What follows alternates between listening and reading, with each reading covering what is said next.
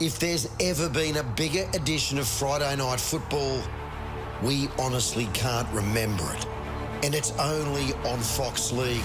This breathtaking, top-of-the-table doubleheader. Best of the best, just 3 weeks out from the finals. Wow! First up at 6, it's the Panthers and the Raiders.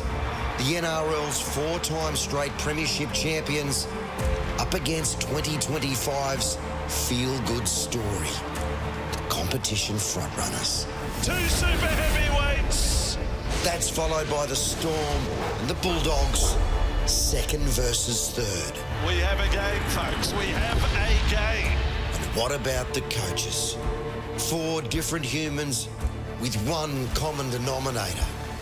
The quietly spoken 4-time straight premiership hero in Ivan Cleary. Ricky Stewart, his heart famously on his sleeve. Play again, play again, play again. There's Bellyache, Craig Bellamy, Get to the position early. who coaches like there's no tomorrow. And the likeable newcomer, Cameron Ciraldo, Work rate's through the roof, well done. Recover now, we go again. who gets along with everyone, even Gus. What these 4 guys do have in common is they all teach their teams to never give up. That if you run into a wall, you don't turn around. Come on! You climb it, you go through it, or you work your way around it. Just don't give up. What about that? Don't you just love rugby league? From the rookie 5'8s to Lungy and Strange to the bomb-proof captains, Harry Grant Magician! and Stephen Crichton. From Glen Willows Stadium in Mudgee to Amy Park, Melbourne, come this Friday night on Fox League, they'll all be dancing to the very same beat. This is a blockbuster. This is a Friday night special.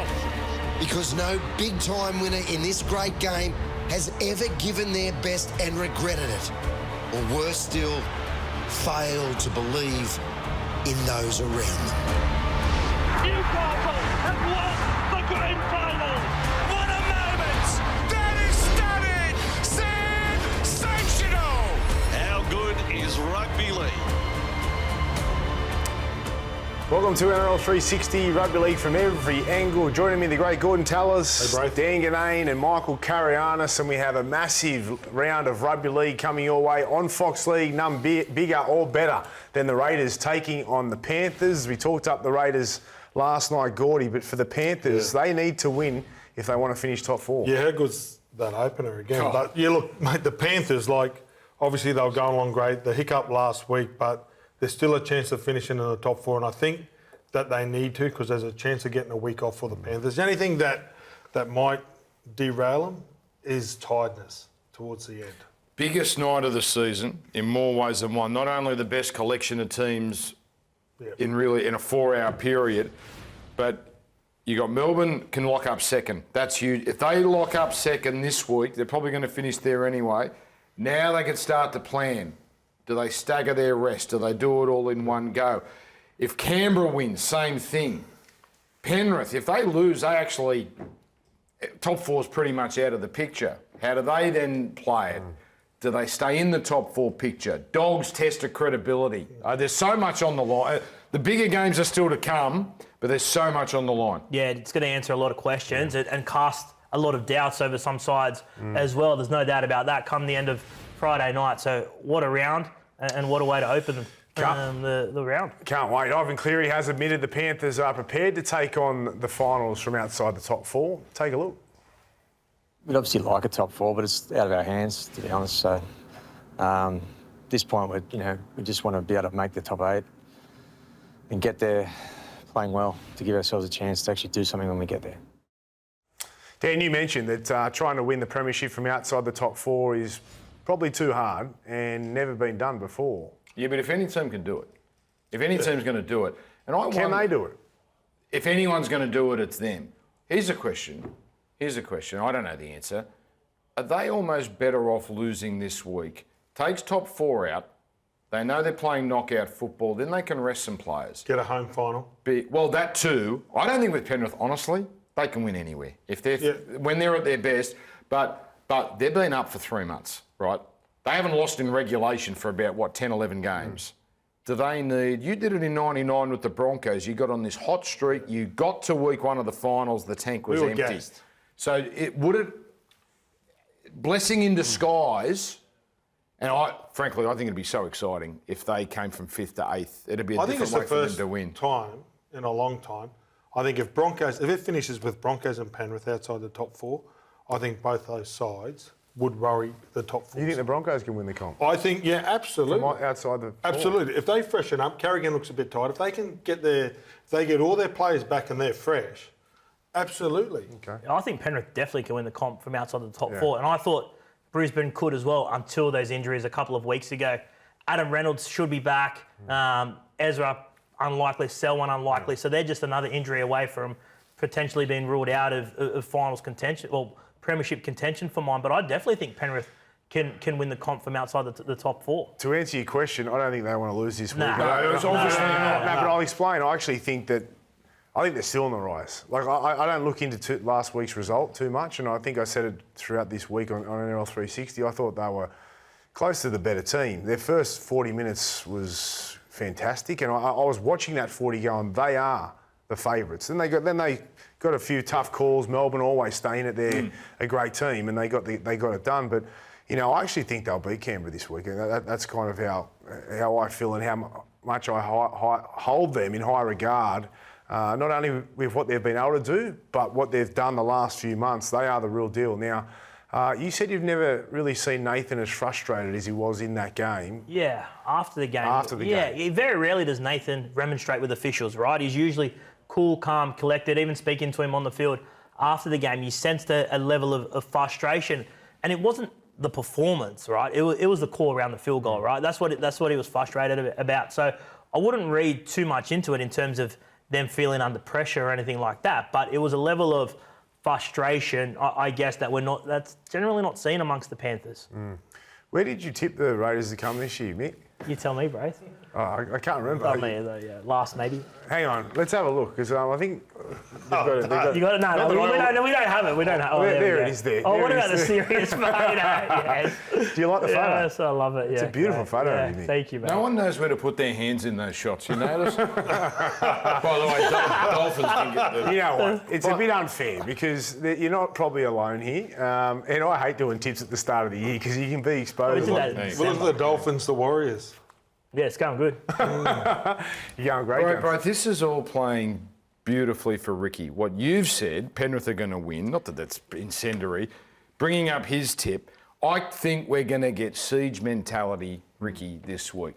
Yeah. They're outsiders. He's going to be into his team. No one respects us. They've stuck us out at Mudgee. He's blown up in the past about that, about Sydney teams taking their country game, making sure it's against Canberra. He has blown up about that in the past. He's going to say Friday 6 p.m. because they didn't think we were going to be in. He's going to pull out all the Ricky toys. said last night he's not using it as motivation. Yeah. That's what he said to you. No, he didn't say it to me. He said it on the podcast. I was calling cricket, Braith. I'm sorry, I missed the show. No, well, put it this way. We didn't believe him. He said he wasn't listening to the noise or using it as motivation. Please. Tips like He's that. not still using it, They've been pumping this game up down there for 2 weeks. Remember, they've come off a bye. I did something with Joel Kane today, and I might be stealing his stat for later. Their record off a bye is unbelievable. They're like 11-2 from their last 13. So he knows how to rev up the engines. Yeah. All right, the Bulldogs are taking on the Storm this week. Then they've got the Penrith Panthers the following week. So this is a critical 2 weeks for the Bulldogs, Gordy, and especially now coming off that loss against the Roosters. Yeah, well, it's a big challenge for them. Obviously, they made a few changes weeks ago. They've hit a couple of hurdles, the Tigers and then on the weekend, but Melbourne still haven't put in a full 80 minutes yet, but it is a massive challenge, isn't it, for the Dogs. One, to get their defence back in line and to keep on working on their attack. And Sam Walker back, and with Melbourne, the way they attack through the middle, Harry Grant, all their small pack are the Dogs, which there's been a question mark. Well, there's the challenge. Yeah, it's a huge test, obviously, for the Dogs because, as you said, Gordy, they've started a little bit over the past couple of weeks. Lachie Galvin threw that pass against the Dragons. He doesn't land that, they lose. The Tigers result, they were okay. Well, they were pretty good against the Warriors in poor conditions, and then off the back of last week, not really been in the contest against the Roosters. So now they go to Melbourne, almost a mission impossible over the past couple of seasons, and is a huge test for their premiership credentials, no doubt. Dan, you're not so much worried about the results this close to the end. They're going to finish third. You just want to see evidence of them being able to be in the same at the same level as these top teams. If they were to win, they'd still need Melbourne to lose one along the way to finish second. They're probably going to play Melbourne in the 2v3. So they don't want to get blown away here. I think we're going to get the best. Whatever the best of Canterbury is, I think we get it this week, right? Do you reckon they're a better side with the changes that they've made? Their problem, Gordon, this is a question for you, but their problem is they get run. When they lose and they look poor, it's when they get run over. Isn't that the problem? Whether it's Galvin there, whether it's Hayward at hooker, look what the Roosters did. They front-loaded Nafahu White, Lindsay Collins and Spencer Leniu, and they ran over them. Brisbane did the same thing. I agree, Dan. I think that's the concern, is that they've got so much character, the Dogs, that they bounce back, you know, and some of their performances, that's why there's been such a discrepancy, you know, and Serrato said everyone was pissing in our pockets last week. He was right, because all of us find ourselves watching them one week and sort of going, you know, they are the real deal, they can win a comp. Then you watch them against the Roosters and you go, well, hang on, they're not quite there yet, right? So that's for me, it's the next 3 games against top teams showing us, we are the real deal heading into the finals. Win or lose, they can compete with those top teams when it comes to semi-final But do you have a feeling Melbourne might be a good matchup for Canterbury? Even though Melbourne are the class of the competition. I do. Melbourne don't have the size necessarily. They're not small, but they're not Payne Haas and Xavier They're still missing Willison. Jerome as well, right? Yeah. And that's and they're shifting their halves around, and Cameron went back to fullback. He'll probably move back to 5'8", and perhaps he'll come in. And so, you know, they haven't been clinical. They just won on pure class last weekend, and just because they're a great team. But no, I think that the Dogs can catch them off guard. I think we're all still waiting for Melbourne to hit top gear, right? Like at some point, I think we're all on the assumption that they're going to put in an 80-minute performance. And I'm with you, Braith. I thought Penrith were probably the better side last week and just got rolled late through a bit of individual brilliance from Harry Grant. Yeah. But, you know, I think if they click into gear, I don't think the Bulldogs have that gear to go with them. That's a good point too. If Melbourne are at their best, it's surely going to be hard to beat. Daly Cherry-Evans has reluctantly opened up on his impending departure from Manly as he prepares to celebrate his 350th game this weekend. Just start off by saying hopefully we can stay away from the future stuff. I'm not going to answer anything. I understand you might ask, but I'm just not going to answer anything. I want to try and keep the focus on this weekend and Manly, and hopefully the celebration of this weekend. Daly, you reached 350 this weekend. Do you dream to reach 400?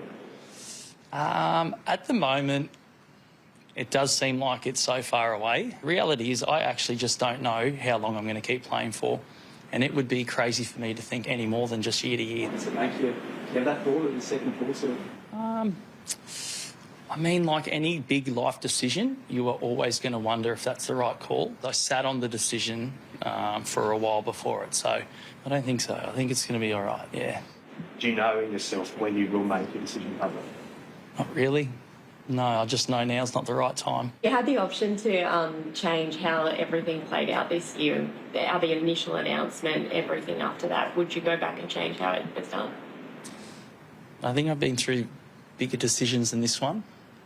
I thought the one earlier in my career was a bigger one, and I've got no regrets for that one, so I reckon I'll have no regrets for this one. You know, have I really showed my true colours through the media? Probably not, but I guess there's also a part of me that really enjoys when I'm at the pub and someone comes up to me and we have a chat and then they go, geez, you're not what I thought you were. Daly Cherry-Evans, first of all, congratulations on 350 games, a monumental achievement. He deserves all the accolades he gets this week, and good luck in your 350th.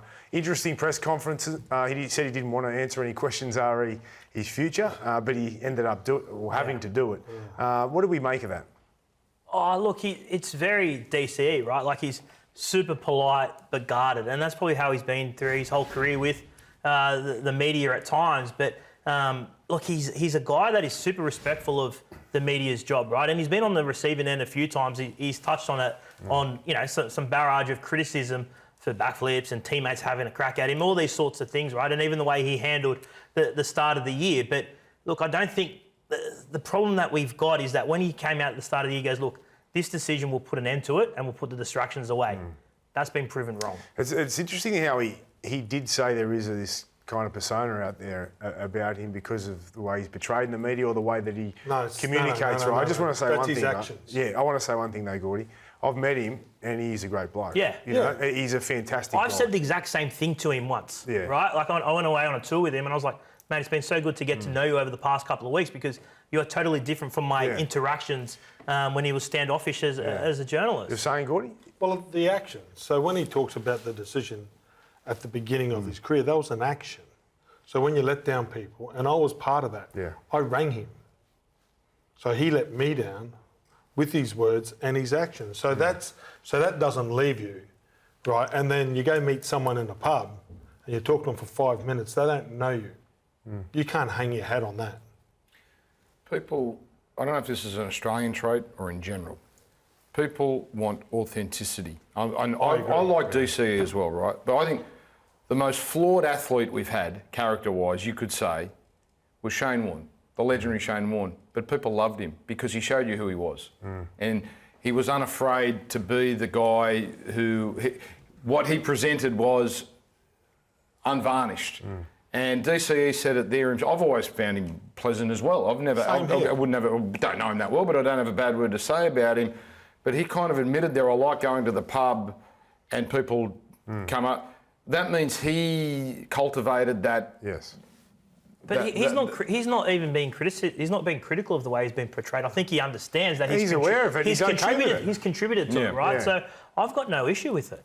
Yeah. All right, Cooper's observations concerning, but I think he'll bounce back at the Roosters. Is that I thought what you were saying? Watching the Matty and Cooper show was out like that analysis around the lack of contact or desire to get in contact. I thought was a huge observation around DCE, but it's hard because if you guys know better than me, if you lose that contact, it's hard for ever to come back.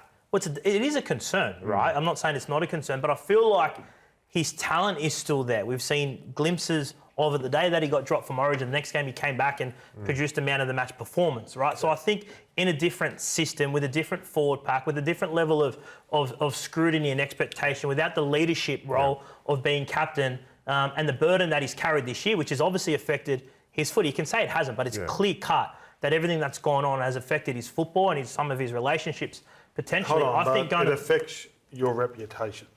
So the skill you spoke about, which he's got a lot of, but the will is the most important thing in our game. Yeah, and only he will know deep down if he's still got that desire to put his head in places I couldn't put my heads that you guys did, right? So only he will know if he's got that. But I think getting out of that system, getting out of the glare, the spotlight, everything that's gone with him this year, I think if he goes to the Whistles or when he gets to the Roosters, with James Tedesco there, I know he's got Tom Trbojevic, but Tommy's not the same player that he was a couple of years ago, right? You've got this forward pack that's dynamic at the Roosters. I think he'll play off the front foot a fair bit more than what's happening in the Manly. It can reinvigorate you, especially in a place where everyone's happy with a good culture. He's certainly not there at the moment. That forward pack is been getting decimated. Dan touched on the fact that Canterbury's forward pack has struggled at times. That Manly forward pack never gets them on the front foot, right? So we see DC and Tommy having to try and create stuff, and it's just not working, right? Everything you say is right, except the lights aren't getting any dimmer when he goes to the Roosters. That he will be the story of the first 6 weeks of the Premiership. Yes, he will be, but he won't carry that captaincy role, right? That's the only thing that's going to be... Of course, all the bright lights will be on him, Dan, no doubt. Mate, they go 0-2 and... the spotlight will be on, no doubt. You and your brethren will have Savala back in. Big time. One game, I reckon. Won't take long. Buzz will get to half-time before Savala to be back in. Dan, what did you make of DCE's reaction after the loss? He was quite emotional. Oh, we noticed it too. We were calling the game for radio and we were getting the raw pictures and we thought this is a bit strange because it's not his last home game. It was at the footy stadium. There was nothing significant about the actual game itself. I felt like, I know there was the defensive liabilities, but I thought he put everything into it. There was real frustration, agitation that we hadn't seen from him. And he was in that pose for, I reckon, a good 2 minutes. He was utterly devastated. Now, players are becoming more sophisticated at working the cameras and knowing where they are. I'm not sure, though. I think I felt like, I know Vossi went on his radio show and said that had retirement written all over it. Maybe it's right. To me, it dawned on him, my Manly time is coming to an end because they're out of the finals race. Now, it's sort of hit him, it seemed like it's done. There was a crucial moment, I think, that Dan points out, is the fact that, usually when DC makes an error, a teammate makes an error, he's very upbeat, he sort of smiles and brushes it off. When he went short side to Ben Trbojevic, he looked angry, he looked upset. And that's not a sight that you see from DCE too often. And this is why I've squashed the rumours around retiring. I can't see him retiring because of legacy. He's 350 games this week. He's had a great career. It hasn't ended the way he's wanted it to at Manly. He has an opportunity to rewrite that at the Roosters. That's why I think that he will play on, and I have no doubt about it. Now, Buzz hits the roof. He hits the roof over this. Madge, he's taking the Broncos into another camp. Well, let's just be clear. There'll be no spew buckets. There'll be no cruisers. How do you know? I've spoken to people in and around Brisbane today. Okay, what kind of camp is it? it? So it's a 5-day camp that was booked in a couple of months ago, and they're calling it a refocus camp. Okay. Right? So getting the boys together before the finals. No commandos? Getting them out at... Beg your pardon? No commandos there? No, not that I know of. No, it's not. Any boats? Whereabouts is it? In Newcastle. Okay, it's not at one of the wineries or something? No. Bikram yoga? I think it'd be a bit zen. Okay. Yeah, right? A bit zen. A bit of a refresher, a bit of a refocus. Get them in, get them together, and refocus heading into the business end of the season. Get them out of Brisbane. Is Marty Tapau going? He's in it. He didn't like that. I like it. I don't have an issue with it. How about you, Gord? I don't mind. But sure? Well, it'd be finals time you do it. I'm not. This is not being disrespectful, but it's not against Newcastle 3 weeks. Well, they're not going into camp to play Newcastle. I know they play Newcastle this weekend, but this isn't designed with the Newcastle Knights in. With all due respect, this is not designed for the Newcastle Knights in mind. It's for 3-4 weeks when they get into the finals. Do these camps work? I'm not talking about him specifically, but Anderson. This is not that uncommon. Brian Smith used to do it, but I'm just picking a name. Really, it could have been anyone. Lots of teams do it. It's just because it's Michael Maguire. It's a big deal. Does it? No. I mean, by then they're not. You like them? I don't mind it. It brings the team together, especially, I suppose, if you're travelling interstate, you go for a few more days. At the beginning of the year, not towards the end. Well, it depends what the camp involves. Depends if you like your teammates. Yeah, but if you're going to play the Cowboys in Townsville, that's organic. You're going there anyway. Let's go 4 days early. This seems a bit manufactured. And I'm not criticising. But what's wrong with the manufacturing? I'm asking. You're the players. There's a camp this late in the season. You've been together for 8 months. We used to go to New Zealand. If we went to New Zealand, we'd go for a couple of days. We'd have a few beers. We'd play a bit of golf. If we went to Townsville, we'd stay, do a bit of fishing. Not 5 days leading in to a game. So this is new to me. So what if they are playing golf and playing cards and just going for nice dinners together? In 7 degrees and raining. In Newcastle, is it? Well, what's You can't help that. You can't help the weather. Tim Bailey all of a sudden. So hang on. Ray Wilkie. If they fall out of the finals now, no, it's are we going to blame this camp? Yeah. Is that what it is? It's not the camp. It's not the camp. Yeah. Is it? Have you spoken to You're Buzz? making more about the camp. You're the one bringing the camp. I'm going to be like, Buzz, you put it on the run now. Buzz would just be... He'd be devastated he's not on here tonight. If they lose, wait till Monday.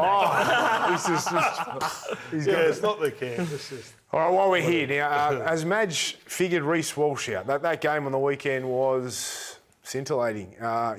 We come to expect that from Reese when he's at his best, but Do you reckon he has?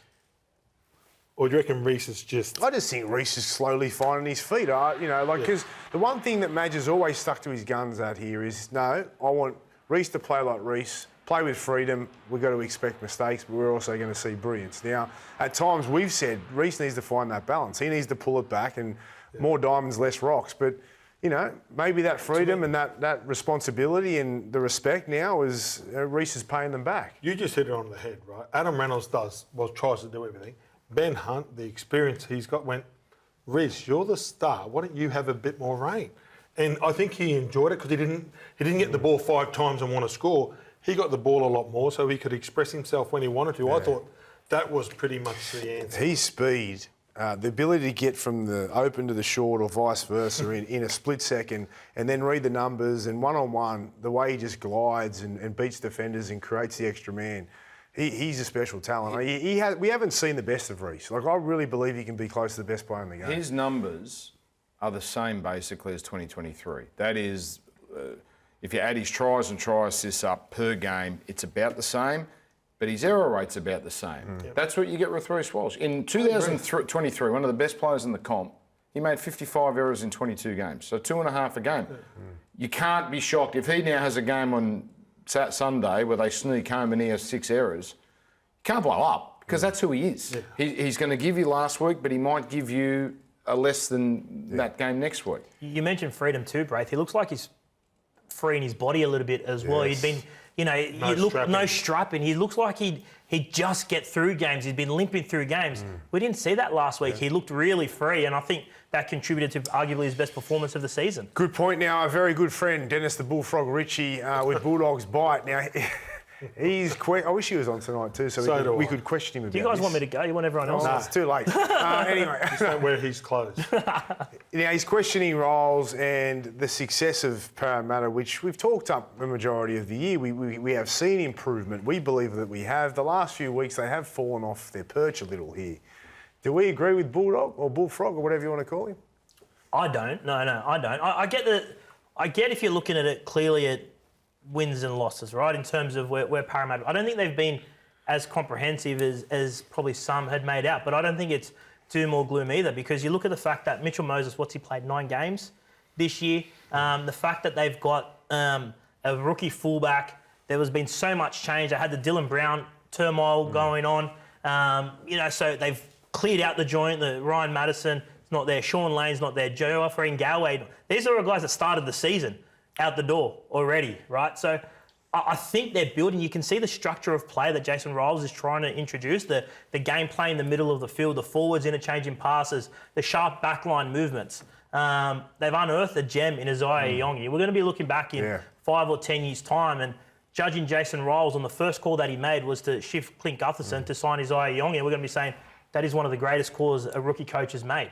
So I think they're trending in the right direction. If Mitch Moses plays 20 games next year, I think they can push for the top 8. Well, they're 15th last year, 14th this year. I think that's what Dog's going off, really. But there's a direction this year. I agree with you. I actually agree with you. Yeah. I mean, 2 weeks ago, everyone was saying how great Rolsey was and the club's on the improve, and they've had 2 ordinary games and we're back to... Yeah, but these games don't matter. I mean, honestly, they're not going to win the spoon. I read that in a different light. I didn't see that as a shot at Parramatta. I saw it as a shot at the media, in all honesty, because the points he was making were very interesting, Bulldog. And I think his tone was, why are we glazing Parramatta so much when they're 15th on the ladder, when they've had 7 wins? It's food for thought. As far as rebuilds go, you mentioned nearly all of them. Gutherson, you got rid of. Campbell Gillard. Yeah. Madison's on loan. They're hoping they can see him off to the Super League. You mentioned players like Offahen Gowie, Sean Lane. There's another couple I'm forgetting. That's not bad for 1 year.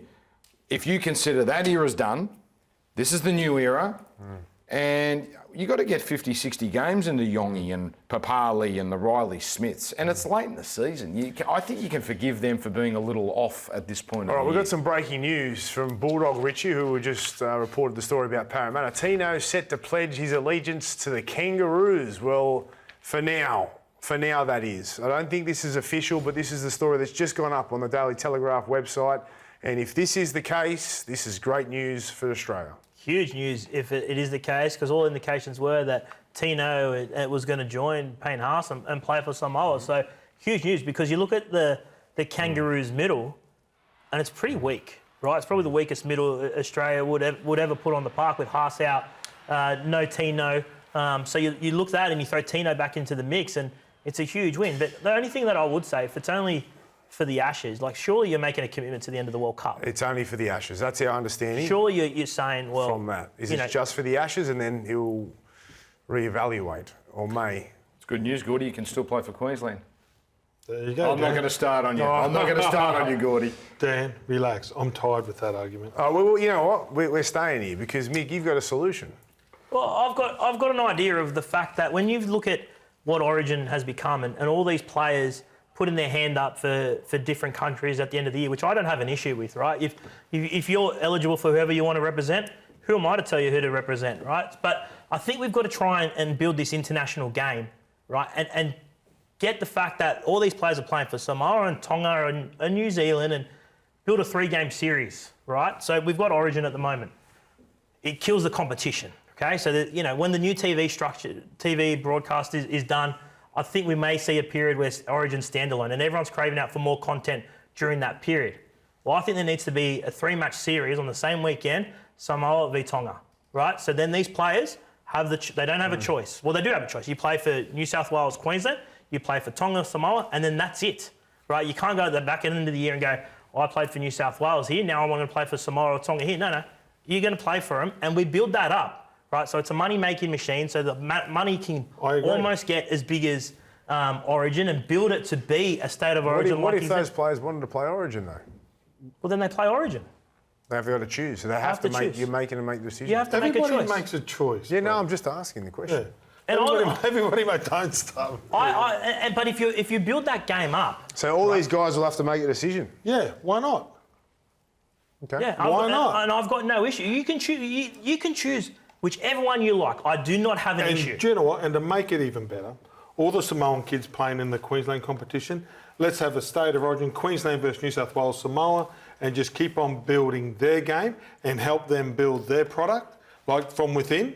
So then when they come and play against us, right, it is massive. But we've got to stop blocking out the kids from Queensland and their pathway, the kids from New South Wales, from Dubbo and Wellington and all those areas, and their pathway.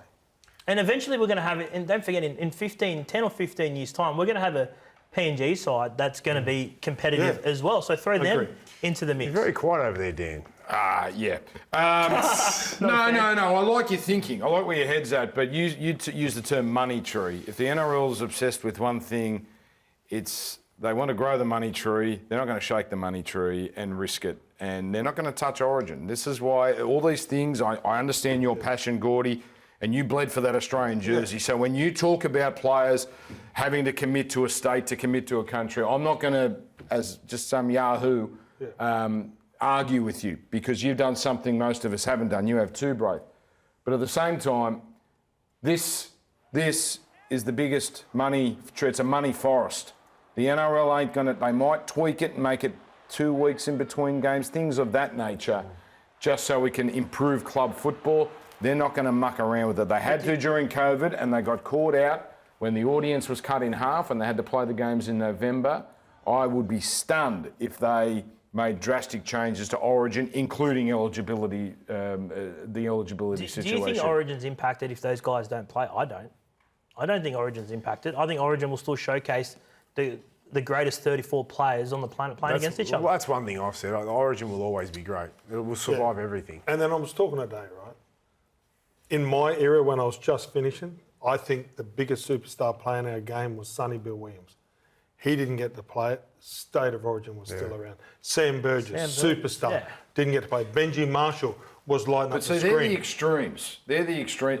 People talked about Herbie Farnworth. Herbie Farnworth's from Manchester. Like, he's not a Queenslander. This is where we differ here. Tino, born in New South Wales, but raised in grew up in Gympie. Absolutely. He's a Queenslander. Did you see his face when he pulled on the jersey? Yeah, in tears. Unbelievable. That's right. He missed the year before. That's what it meant to him. All right, we've been arguing this all week. Journo's your key player matchup for round 25, thanks to Aussie Broadband, is... I can't go past the Panthers v the Raiders. The number 6 is Blaise Talangi, Ethan Strange. An opportunity for those guys to go up against each other and showcase their wares in a huge game. I was going to go Melbourne-Canterbury, but that's too easy. So Manly Dolphins, sneaky good game Saturday, 3 p.m. DCE's 350th. Isaiah Katoa, they need to win the Dolphins. Yep. They're a bad team in August, so that's a good matchup. Thank you, Dan. Thank you, Mick. Plenty more to come. And later tonight, Nikita Zoo returns to the ring. You can order now on Main Event.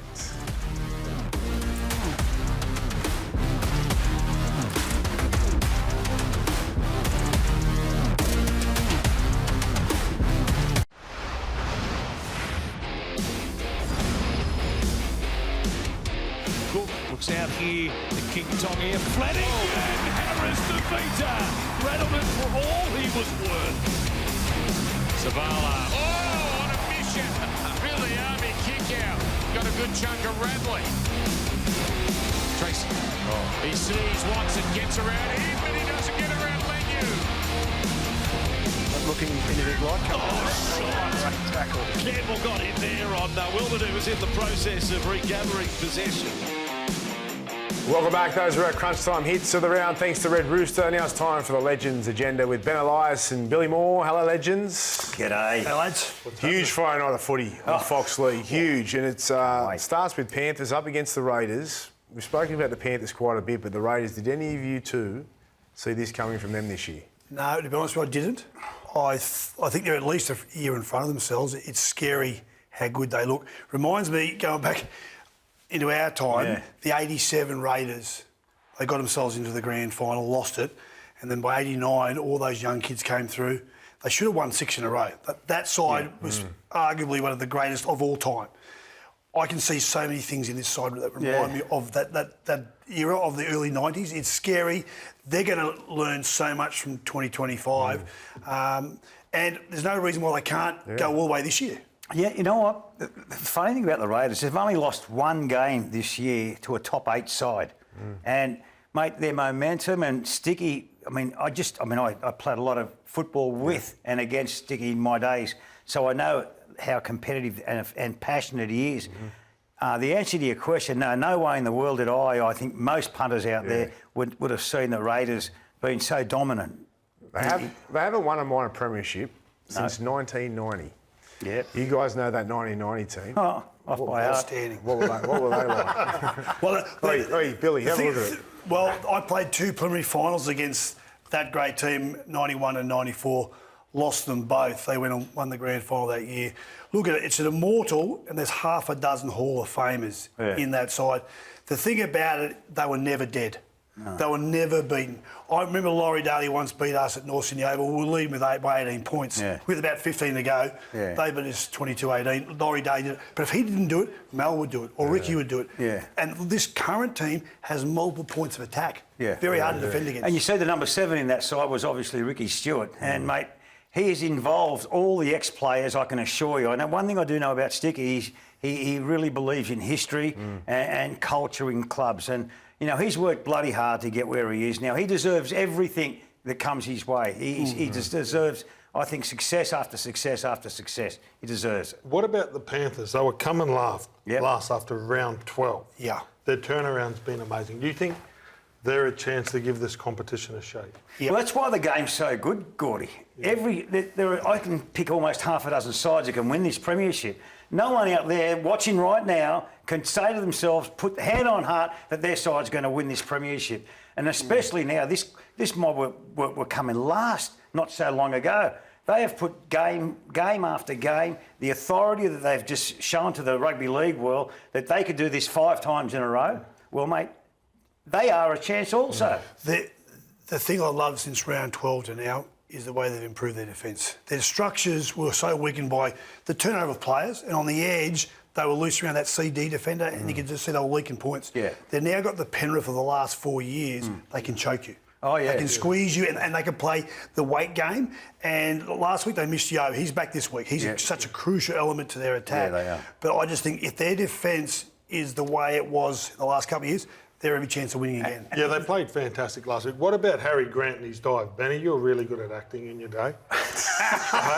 Didn't you buy yourself one day? Oh, jeez. Yeah, come on, but Harry Grant, what do you think of that? Look, I think he's a genius. I'm a big fan of Harry Grant. I think Harry Grant, and I know a lot of people are going to shout me down, I reckon he could be as good, if not better, than Cameron Smith. Okay. He's a bloke that has all the skills and thrills on a football field. That 9 that he wears, he's got a licence to do almost anything on that paddock. And last week we saw they wouldn't have won without him, obviously. Without a doubt, that what he did last week was, I thought, special. That's big coming from you, Benny, and you said it a lot in this show. Not just the last few weeks, you've said it for a number of years now. You're a big fan. Yeah, I'm a very, very big fan of Harry's. And and to know the kid off the football paddock, you know, I was fortunate last year to do a massive promotion with him down in Melbourne and got to know him pretty well. And what a great kid he is. And he's just all class on and off the field. He's real.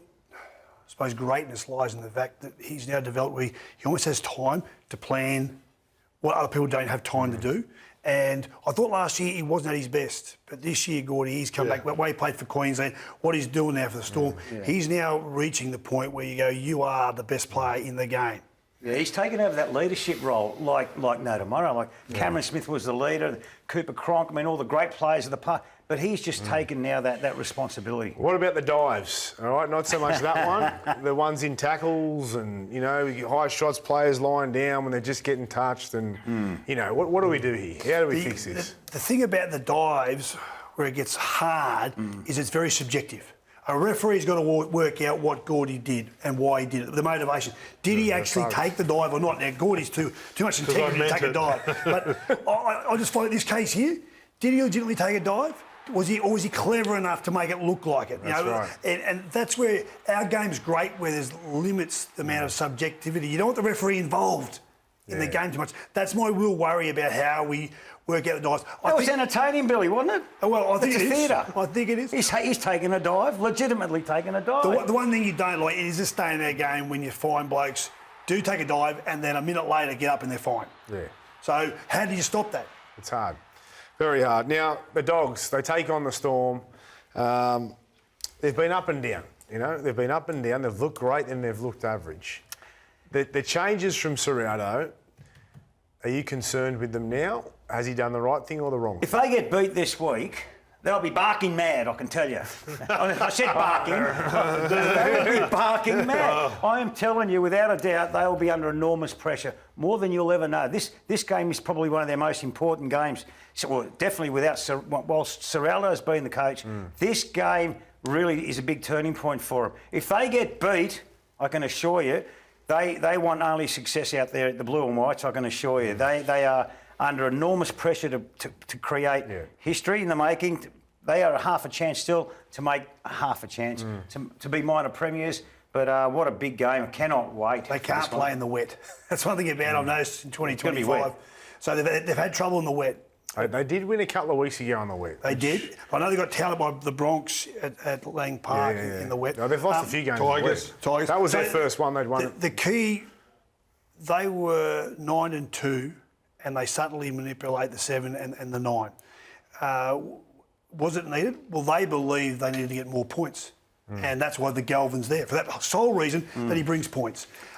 If you go back to our era, the Dogs, to me, played and they won comps with all due respect, not the best side.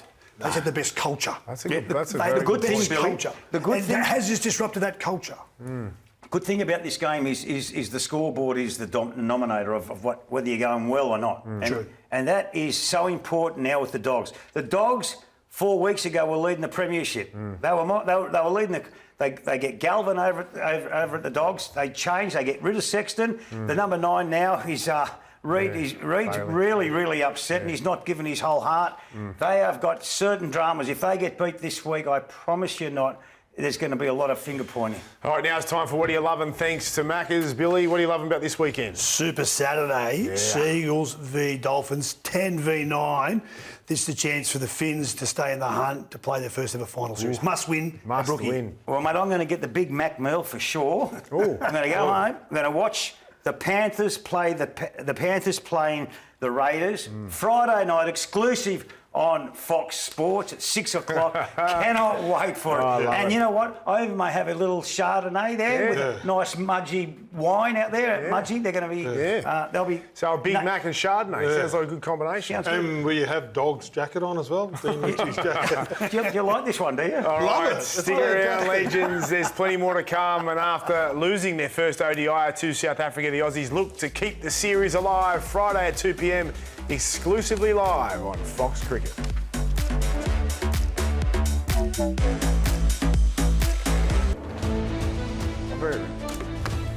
Welcome back. Time now for Ain't As Good As I Once Was. And this weekend we celebrate the best of bush footy. So it's all about the boys from the bush and players that you guys played with that you remember the most. Who have you got, Billy?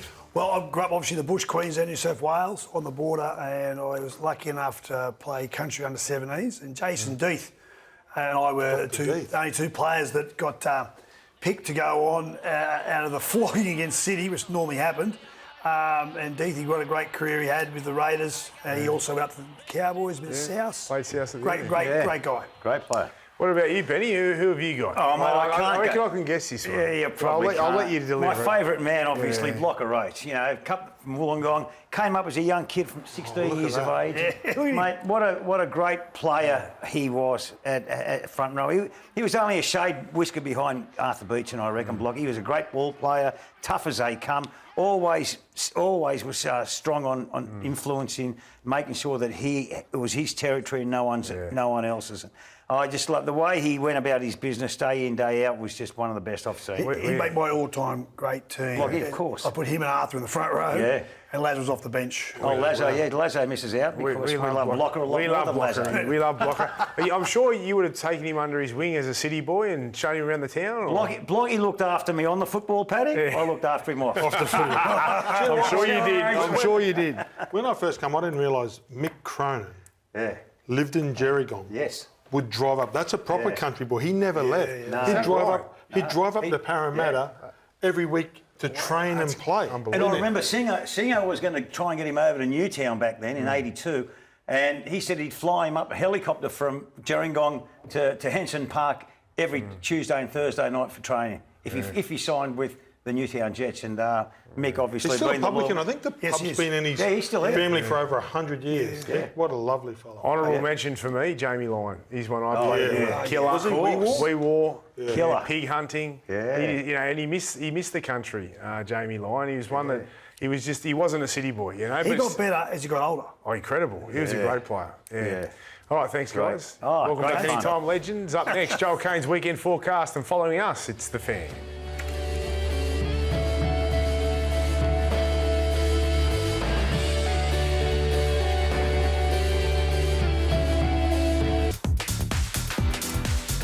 Welcome back. Let's take a look at the ins and outs round 25. Thanks to Sportsbet. Kaloa Matangi back for the Bunnies. Yo on the extended bench for the Panthers. Pappenhausen returns for Melbourne. Kate Wellberry and Martin back for the Warriors. And Daniel Tupou out with concussion for the Roosters. Now it's time for an update. Sugar. Sportsbet with Joel Kane. Jolie, what have you got for us this week? Firstly, there's 196 countries, boys. And I'm spending part of my time on a Wednesday night with you wonderful men. We've been kissed on the tush by a rainbow. Let's talk about this though. This is also Mudgee. Hello to Mudgee, please. Beautiful. The cavalcade's coming in Friday, Blockbuster Hub. So we said, you know what, you can't just have a Friday without the Friday Blockbuster. So go to the NRL Weekly Hub and then scroll down and you're going to see this wonderful stuff. I reckon this one's a chance. I love something of a price play. I've just put on the feed, by the way. You can copy the bets on the feed. All 4 teams, Blockbuster Friday, to score 2 or more tries in each half. Going to be hard, but the price is there for us. Thoughts, Gordon? They're a chance. Absolutely. Yeah. I like Absolutely. This one, I reckon you can hit this one up. Yep. What do you mean this one up? Oh, sorry. That was a bit negative. Come on, mate. Thank you very much, Joel. Have a good weekend. How many countries, bro? 196. 196, mate. Thank you. Nice jacket too. Thanks, Gordy. That's it for NRL Thanks, 360 for this week. Now it's time for The Fan.